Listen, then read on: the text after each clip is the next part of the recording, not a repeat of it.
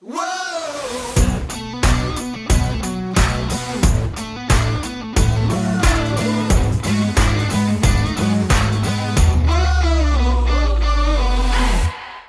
to the What's Already podcast. We fashion ourselves cinematic judge and jury. My name is JJ Carter. I'm here with my co-host Mattson.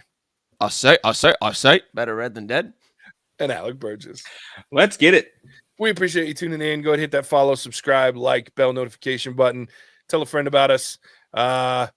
Tell your plumber about us. It's about that time of year when we're doing some plumbing shit because it's summer. You got to worry about those pipes, get them all fixed up. So, yeah. Pull up those pants, plumbers. That's right.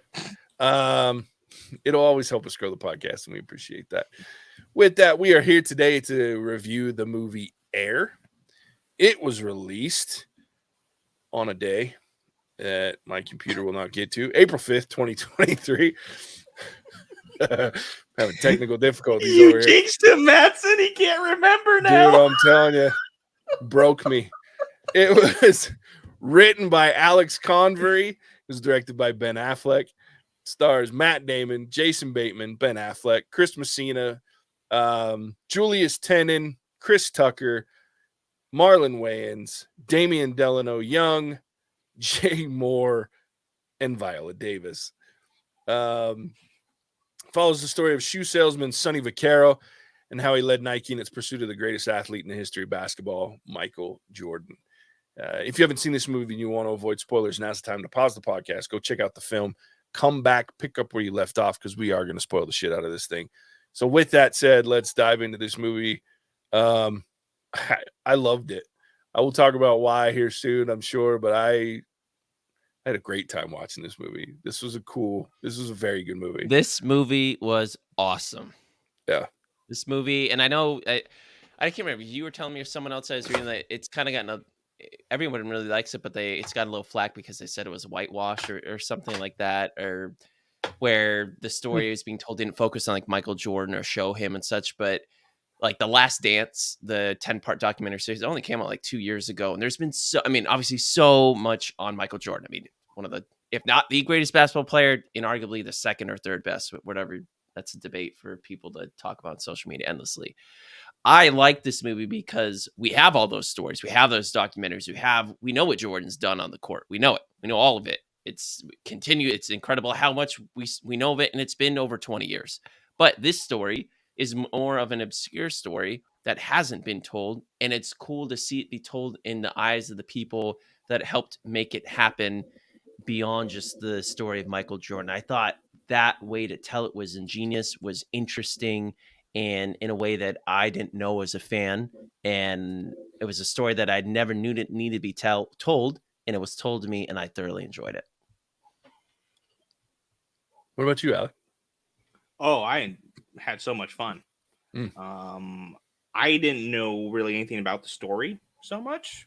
Like, I never knew that Nike was such a huge underdog when it came to basketball. Like, I knew Converse was big. I knew Adidas has always been big, relatively speaking, but I didn't know that Nike was such kind of a running first competition that they didn't have a whole lot of skin in the basketball scene, or, like it was running first, and that was pretty much all they did. So that was kind of cool to get that perspective in there, because now they are huge all over everything. So it was very cool. And it was funny as well. Like, I was surprised how much I laughed during this movie. And I wasn't even mad that it didn't focus a whole lot on Michael Jordan, because it wasn't the focus of the movie necessarily. It was a movie about Nike signing the greatest basketball player to ever play, not about Michael Jordan choosing to pick Nike. So I didn't have any problem with that. And I actually liked that we didn't get a clear picture of Michael. You get the view from, behind him, from the side, or he's blurred kind of in the background or the foreground, however it turns out, but you don't get to see who Michael is, because we already know who he is, right? His story's been told, like Mattson was saying, dozens of times. Everybody knows who Michael Jordan is. We didn't need that. But this story of, signing him to Nike, that's not a story that's told. So I enjoyed it. I was thoroughly surprised as well. I was expecting more of kind of like a documentary type esque um, movie, and that wasn't it at all. It was really good. Yeah. I actually, and it was very deliberate that they didn't have Yeah.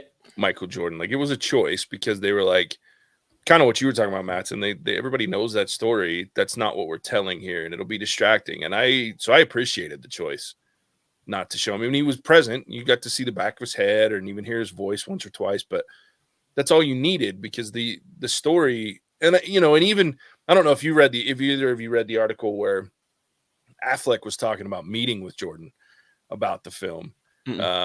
And it's an interesting interview to listen to, talk about the fact that he met with Jordan, he was talking to him, and they were going through it, and he was like reminiscing about all of it and the story and his perspective of it.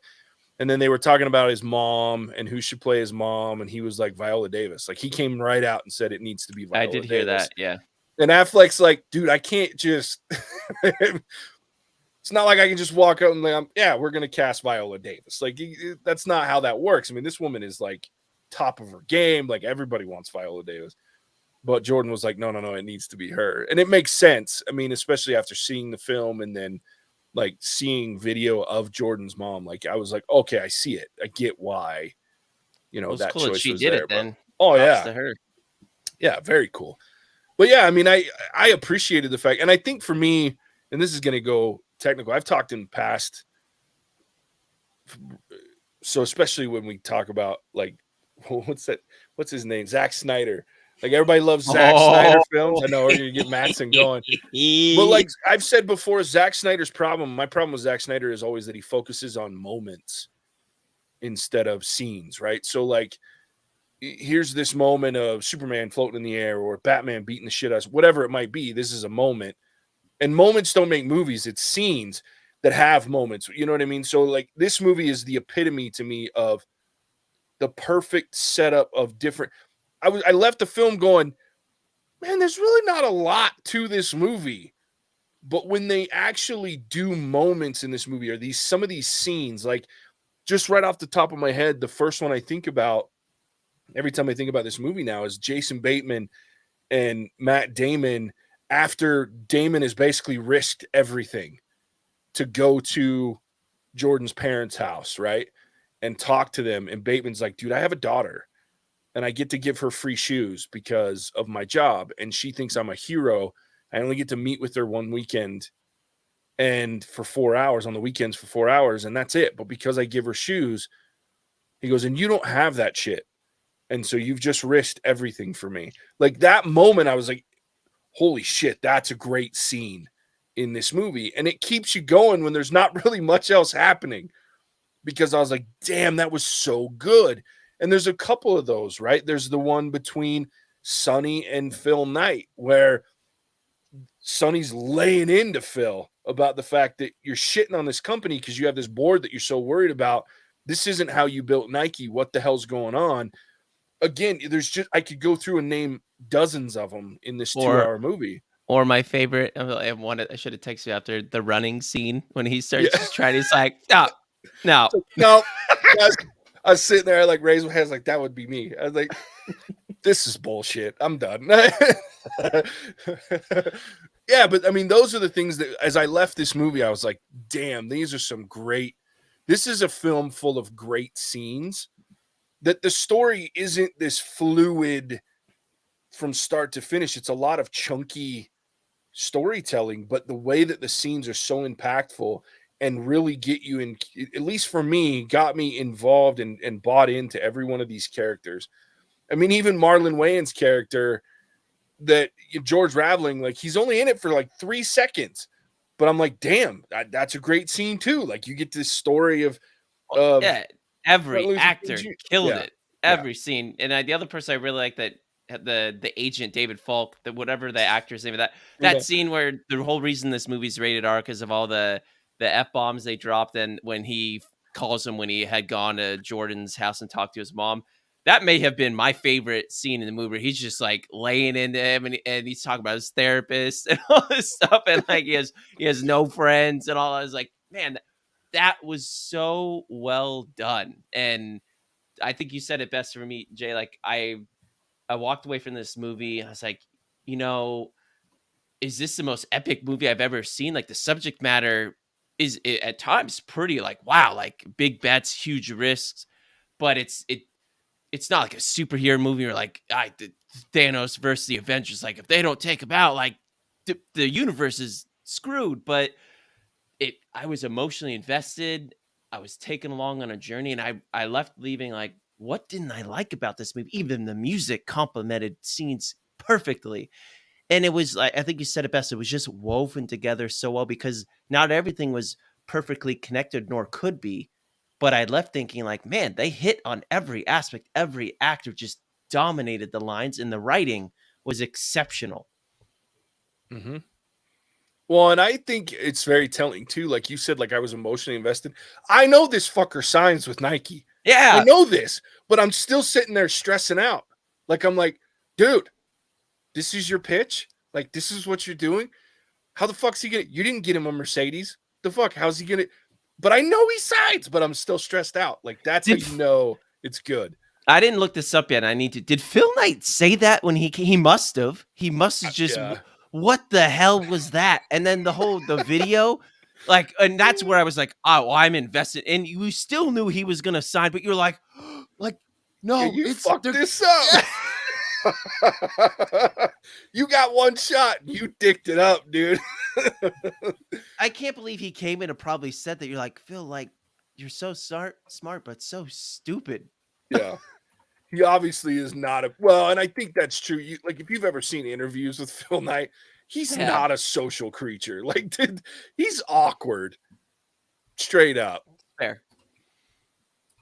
So Alec, what about you? We've done a lot of talking. No, I'm just enjoying it because it was fun. And I think my favorite part was actually Matt Damon, which isn't like typical for me when Matt Damon's in a movie. He's typically not my favorite part, but oh my gosh, like Matt, you're talking about the scene where he's on with the agent and he's holding the phone way out here and just giggling. Like he's like, you're right, I don't want to be your therapist. well, yeah, and I love that it triggered his ass. Like, yeah, and then he just hangs up. I loved it. He's just giggling, and this is like high stakes gambling, right? And he's still having a fun time doing it. Like this is him in his element versus we see kind of earlier on, he's kind of in an awkward situation in the meeting. He at the very beginning where they're going over players, he's like, I don't want to be here. This is stupid. Why am I even here at this company? And then when he starts getting this high stakes gambling going, breaking the rules, kind of going against the grain, very fluid, very loose, and it's hilarious to watch. Just because Matt Damon made this movie for me. He did. And then he was able to switch it off again when you're having this meeting with Michael, and he's like, I'm surrounded by idiots. But at this point, he's not quiet by it. He, steps up and he shut off the video. Look, here's what we're gonna do. A shoe's just a shoe until you step into it. Like we're building this around you. Like we know you're gonna be great. Everybody knows you're gonna be great. It's not a question of how, or it's more of when is it gonna happen. And we want to be there with you when it happens. Like you are our only shot. And we're going to put everything we can into. And so it was those shifts from Matt Damon that were just so amazing that it made the movie. Sonny's got balls. Yeah. Serious balls. He like in the movie at times I felt like didn't even do it. The dude literally put his career on the line, straight up. Put it on the line right there. Think about that in your own career and life. Like it'd be whatever would be maxing out and putting yourself on the absolute razor edge of being able to do what provides for your family. The man was on the cliff. Yeah. On the cliff. And he delivered. And not even that, he still had to, even when she said yes, she was still saying yes, but no. And what she was saying, hey, you have to do this. That was, it changed the shoe industry for one, which is super cool for athletes to get revenue out of that in a different way. And he could have tried to call her bluff on it, but it was cool. that to see like Nike, one of their values is do the right thing always and things will work out. And clearly it did. And one of the things I took away from this movie is it made me think of like, what is my value principles? And I've actually started thinking about like, I have a phrase like good things come to those that hustle. That's something, but I have a couple other things I actually want to put down in writing for myself to have my own personal kind of little creed where every company you work for has those things. But it just made me think about, like what would it be for me if I had to put like 3 or 5 things on paper that would be something that means something to me? And I honestly walked away from that movie thinking like, I need to identify that for myself. I had like a call to action from this movie for myself. It's crazy. Yeah. I think that's one of the other things that, I talked about the scenes in this movie, but another piece of the genius of this movie is it really, like, if you could go and as I was watching, I was like, man, this is really choppy. Like, it's just jumping all over the place. But it was done in such a great way because there was always a transition that made sense, right? Like you're talking about, Mattson, there was either part of Nike's 10 rules or whatever it was that Phil Knight came up with, or there was like a song that would move as we see a car driving down the road, or we see somebody walking where you're like, where the hell are we at now? What's going on? But there was a song that would lead you into the next piece of this movie and what's about to happen. But even though it was really kind of a jumbled mess, they did a great job of connecting it in very strange ways. And I loved that about it. I was like, oh, okay, I get where we're going. Or they would finish the scene even. Like we would just jump right into a scene. I'm like, whoa, that was jarring. And then you'd watch this scene, and then all of a sudden it would cut to another one of the slogans or these lines from Nike's wall. And you're like, oh, I get it. That he was following the rules. Like, because they make it seem like, and then they were doing in research, like Sonny was a big part of Nike back in the day, part of the reason he was brought on. And one of the things that Sonny Vaccaro said in interviews about this movie is he's like, yes, I did tell him to fire me a lot. If you don't like it, fire me. He goes, but I was never actually worried about losing my job. He goes, because I was so big in the college basketball world that there was no way they were going to get rid of me because my knowledge was too strong. He goes, but I sure threatened it a lot. He goes, and I did things that I probably could have got fired for if they didn't work out the way that they did. So it was really interesting, but he was there early on. So he knew all those things and he was living those values and those. So it was really interesting. And I just think the way that they put it together just really worked, even though it shouldn't have, if you think about it, but it did, which is just a testament to, like you said, Mattson, the acting, the writing. So good. So good. And then one of my favorite scenes, again, goes back to so many scenes, is at the end, like you get the win. Miss Jordan was like, yeah, we're going to take your deal. And then it's like this whole tense scene of him being like, that's not how this works. And again, I'm sitting there going, I know that he signs, but is she going to tell him to get fucked right now? Like, this is crazy to me. And so, yeah, Alec, to your point, Matt Damon killed it in this movie. But I think as an ensemble cast, like, there wasn't a single scene that wasn't just the scene. No, was every everything scene was acted. gold. They acted the shit out of this movie. Even and the I think shoe they guy. had to. Oh, yeah. Oh, dude. Pete was great. Man. Like when they told him to stop talking about the shoe in the board meeting, in the meeting, that was awesome. Yeah. Matthew Marr, that's that actor. I will say, poor Jay Moore, that guy looks more like me now than he does Jay Moore back in the day. The guy from he was Adidas's lawyer, right? Yeah. Mm-hmm. I was like, oh, Jay Moore, buddy. You let yourself go. But he did a great job. I think that was oh God, see, this movie's full of scenes. That was another scene that I loved, was when he first went to Jordan's house and he tells his mom, this is what's going to happen. This is what they're going to say to you. This is what you're going to see. This is how it's going to work. And then that whole watching her, because even when you listen to Jordan's story about this situation, or you listen to Sonny talking, he goes, everybody, because they talk about that meeting when they came out to Beaverton, and he's like, everybody was tense and nervous because we all knew it hinged on Dolores Jordan. Like, we knew it. That was it. He goes, most of us were pretty. He goes, I was confident, and I guess Sonny they had 5 meetings with Jordan and their family, and what's his face, the Falk, and Sonny was the only one that was at all 5. And so he was like, I was pretty confident, by the time we got to the Beaverton, because they came to Beaverton. Nobody came to Beaverton. Nobody still goes to Beaverton. Yeah, it's Beaverton. So he's like, he goes, but it was tense. He goes, and Phil was nervous. Everybody's really nervous because we knew we had to win her over to make it happen. Their campus these days is pretty incredible. Yeah. Yeah. Well, and they're doing just fine financially because they freaking give 18 uniforms a year to Oregon for their entire football team. And that's one of the other things I like that they did, though, just made it feel like the Nike of old, because I was curious about what did it look like before. And from the outfits to the music to, I got to be honest, guys. I know we're going to rate it soon, but I can't think of anything I didn't like about this movie. I really like this movie. Yeah, me too. I came home. I went and saw it by myself because Casey was working on some things and she wasn't feeling very good by the time it came time to go. And I was like, we like to go together, but I was like, I have to see it because I got to record tomorrow. So when I came home, I was like, we have to go see that because it's great. And it just hinges on, again, I go back. I have yet to see a movie that Affleck is directed that I haven't enjoyed.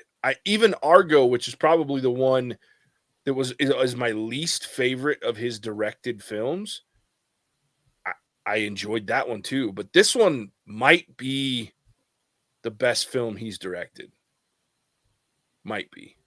What's bad about this movie? What doesn't work in this movie?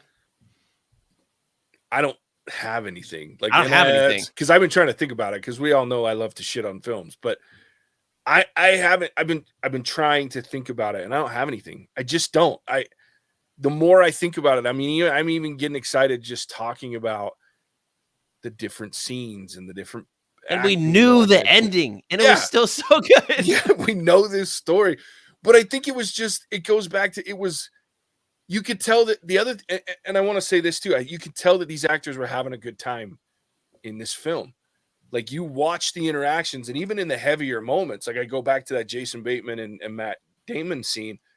Like, there's no moment of that I'm like, these guys are invested in this film and in this scene and what they're talking about and in this moment. And I was like, this is amazing. And then you see, like you said, you have to believe that on some level, Matt Damon is actually having a great time listening to Chris Messina lose his shit on that phone call. Like, and just because I'm wondering too, like, how much of that was actually scripted? Because obviously this is based on a true story. So there's some creative license there. And everybody knows Falk was an asshole. He was. Oh, yeah. He definitely was. I've read a lot about him. He's a dick. Yeah, he's a dick. A wealthy dick. Very wealthy dick. But he's not. So it's not far-fetched to believe that shouting match to some level happened. Like, and listening, like, just the nasty shit that he was saying. Like, we're two overweight, middle-aged guys. Why are we doing this? It's like, I'm in shape.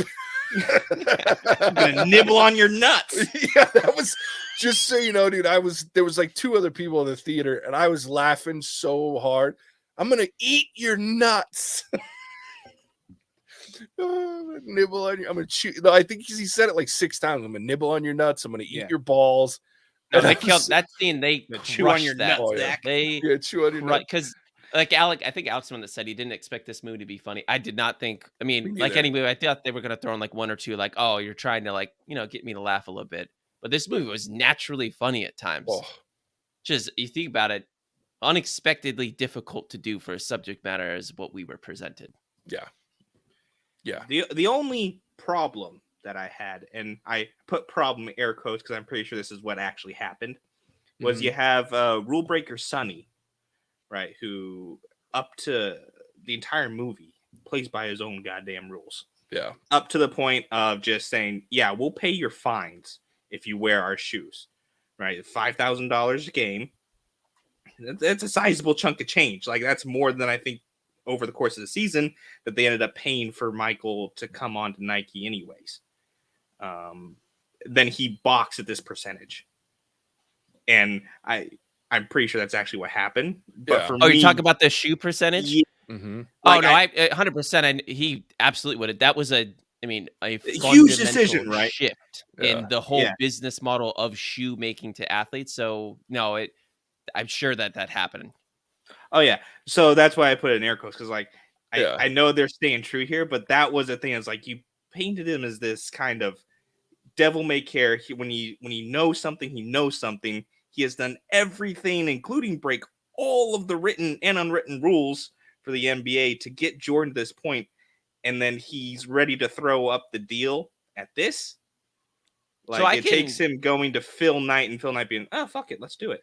Yeah. I Type can of thing. relate to that though. Like what I do with like recruiting and negotiating, you bend a lot. You try and push the envelope as much as possible. But then you get to the finish and they come back with one more thing, and it's like the one thing that you know just won't happen, and you're like, I've done it all. Like I can't move a mountain though, and that's how I liken it to, where he was just like, I can't. I've done it all. I've come to Jesus moment, and he just thinks it's done because it's literally the thing that she's asking for.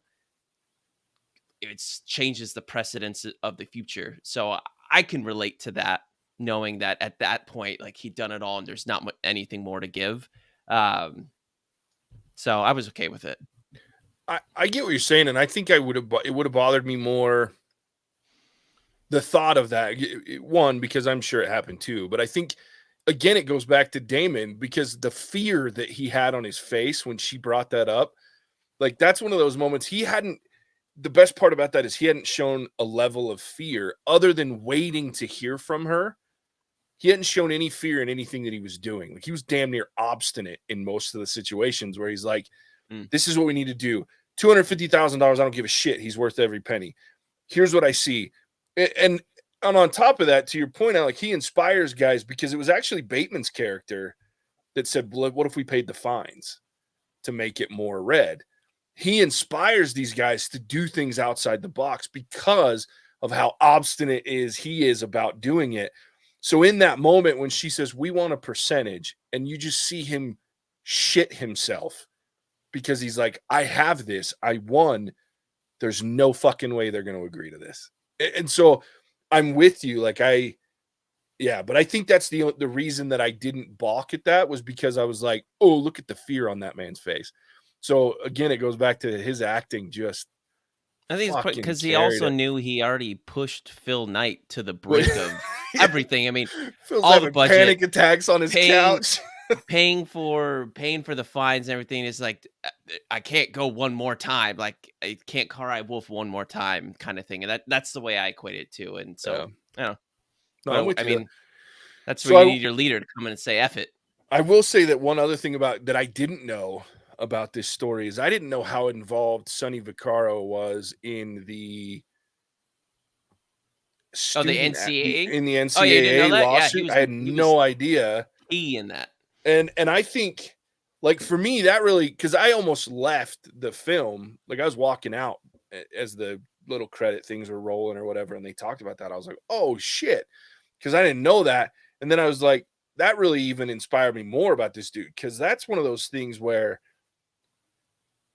in my opinion, and I've had this opinion since I was very young comparatively and old enough to understand what was happening with the NCAA and how they were using these student athletes to make money, and they couldn't make money on their own. They're even their own name and likeness, right? So I thought that was really cool to here's this guy that not only was part of a shift for athletes to actually be paid as they should be, because these shoes sell because of the athletes, not vice versa, right? These athletes are not famous because they fucking wore Converse or Nike, or Nike's, Converse, Adidas are famous because these athletes put them on their feet. And I love the way that movie portrayed this. And I think that that's a huge deal that he said, hey, we along with Jordan and his mom, changed the way that athletes were paid, but also he took it a step further and was very integral part of getting people that were, in my opinion, being very unfairly treated, to make sure that that shift happened so that they could get paid for what they were doing in a correct way. So that made me respect that man even more, because he was so involved. It wasn't just about, and knowing now how the level he was in college sports, especially college basketball, I love that. I just, that for me, mad respect. So I think on top of how well this movie was written, directed, acted, portrayed, the fact that you have very interesting human beings that this movie's telling the story about really helped it. Like, it's not like you're telling a story about someone that's actually an asshole and you're trying to make them seem nice. Like, all of these people pretty accurately are portrayed in how they are. Phil Knight's very socially awkward. Sonny Vaccaro was like a bulldog and bull in a china shop, and when it came to making things happen, and understood the game of college basketball and basketball in general probably better than most. So, and they weren't assholes. Like, these guys were believable human beings, which I like. Except David Falk. Well, yeah. But even he was an asshole. Like, he was a caricature as a human being that he was that much of an asshole. So you're like, yeah, but he needs to be an asshole. He got his clients paid and he got himself paid. And in truth, this deal didn't do as much for him as you might think it did, because the shoe, like, he didn't get percentage of the percentage because that wasn't part of. He still made a lot of money. Oh, shit. Jordan got that man paid, plus whoever came on to him after Jordan, plus all the athletes he had before Jordan. So, yeah, I really enjoyed this movie. It was great. It was awesome. Should you rate it? Yeah, let's do it. You go first, man. 5. Done. That was the best rating we've ever had. I'm all like thrown off now. That was so fast, but I'll go right with you. 5. Done. Alec. My time has come. My revenge will be sweet. 5. Done. Nice. Whoa! Look at that. Is that our first 555 since Alec came on? Because he doesn't give 5s? I can't think of a movie that we've all given 555s on. We've never done it. I was going to say it's our first 5. And I got to be honest, dude. Do not feel bad about that at all. Incredible movie. Yeah. Well, and this is the first time that I did not expect at all for that to be the score for this movie. Like, I went in with pretty high expectations because of my expectations. Yeah, I heard it was going to be good. I thought it was going to be good. I thought it was going to be good. I didn't think it was going to be as good as it is. And it was a great movie. I've been telling everybody, even people, even my family, some people are like, oh, but like, I have a couple of siblings that care about like R-rated stuff. Like, guys, there's one scene, like 10 F words. Get past it. It's amazing. Everyone else, I'm telling, like, if you haven't seen it, go see it over Mario. Go see it over even John Wick. Like, go see the movie. It's amazing. Yeah. Great movie. Wow, I get to build a freaking post for a perfect 5 movie. I haven't done that in a long time. I'm excited. This is a great movie.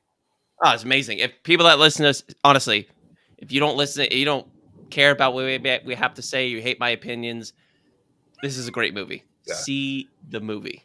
This is the 2023 standard has been set, in my opinion. Like, this is the baseline for a truly great movie for 2023. Like, and I'd give it, it's one of the few that's why it's a 5. Like, I cannot think of anything I don't like about this movie. Like, I sat there, like JJ said, and I sat there, like, literally tried to think about it. Every time I think of something, I get a different scene where I'm like, oh my God, I forgot about that. That's amazing. Yeah, I could go through every scene in this movie and go, that was awesome. It's rare. It's rare. Wow, perfect 5. Even the stupid little running scene. Like, I'm glad they added it. They didn't need it, but it was funny. Yeah. Yeah. And we didn't even talk about the speech from Sonny. Oh, so where good. While he's giving it, they actually show pictures and like that paralleled that speech. And they talked about how that speech was planned. The way that he gave it was actually planned. He was approved to say everything that he said and to go through that. So the fact that they took that speech and then put all the images of everything that he was saying throughout that and how it actually paralleled what he said was going to happen to Jordan was so free. I just got chills talking about it because it was dope. I was like, pathetic. Yeah. Fucking great. Anyway, that was awesome. All right, boys, we recorded. This is why these movies like this, which never happen, we won't get one like this probably, who knows, never again.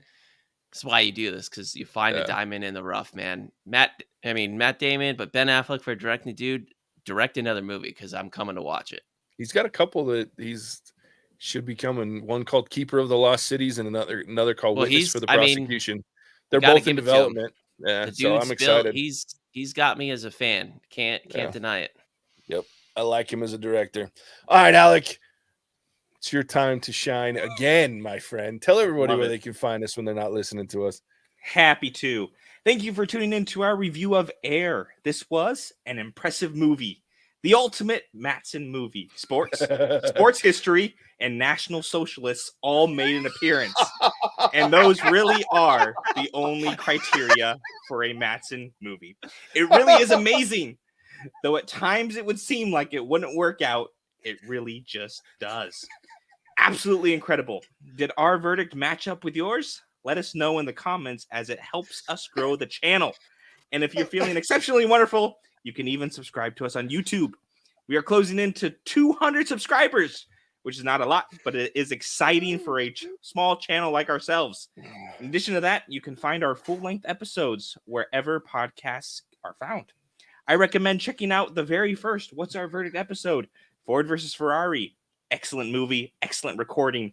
You can also find us on Patreon, where you wonderful people can pay to decide the content that we put out. It's actually more fun than you would think. Just ask our current patron, Shuddering Sisyphus, how much fun he has when it comes time to request movies. We love you, my dude. And with that, I will send it back to the Titan of Terror, the Maharaja of MASH, JJ. Dude, I was afraid I wasn't going to be able to talk. I haven't laughed that hard in a good minute, man. Even during this movie, that was sports history and National Socialist. We didn't talk about that. I can be the censor. That was amazing. That was amazing. We are YouTube safe now because of Alec. I appreciate that.